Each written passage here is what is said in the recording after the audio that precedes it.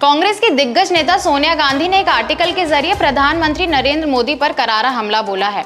उन्होंने लोकसभा चुनाव में भारतीय जनता पार्टी की कम आई सीटों को लेकर पीएम मोदी की हार बताया है। उनका मानना है कि बीजेपी की कम सीटें आना पीएम की राजनीतिक और नैतिक हार है।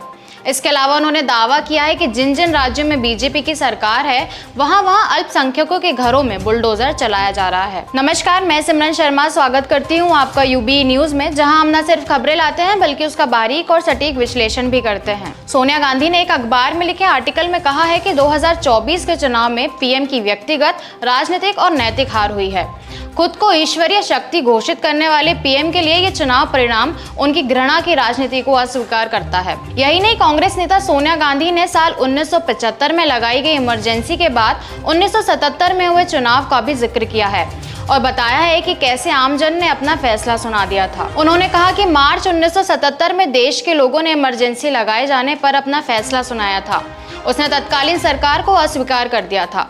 1977 के फैसले को हमने बिना किसी हिचकिचाहट के स्वीकार किया, इसलिए हम 1980 में दोबारा उस बहुमत से वापस आए जिसे मोदी कभी नहीं पा सके। सोनिया गांधी ने कहा कि प्रधानमंत्री ने इमरजेंसी का जिक्र किया है। आश्चर्यजनक रूप से लोकसभा स्पीकर ओम बिरला ने भी ध्यान भटकाया है। प्रधानमंत्री हमेशा सहमति की बात करते हैं लेकिन टकराव का रास्ता अख्तियार करते हैं। सरकार की तरफ से जब हमसे स्पीकर चुनाव में समर्थन की मांग की गई तो हमने कहा कि परंपरा के मुताबिक उपाध्यक्ष का पद विपक्ष को मिलना चाहिए, लेकिन सरकार ने हमारी मांग नहीं मानी। उन्होंने कहा कि पिछली लोकसभा के कार्यकाल में बिना चर्चा कानून पास किए गए तमाम सांसदों को निलंबित किया गया। प्रधानमंत्री परीक्षा पर चर्चा करते हैं लेकिन नीट पर चुप हैं। इस बीच देश के अल्पसंख्यकों के खिलाफ हिंसा और उन्हें डराने के मामले अचानक तेज हो गए हैं।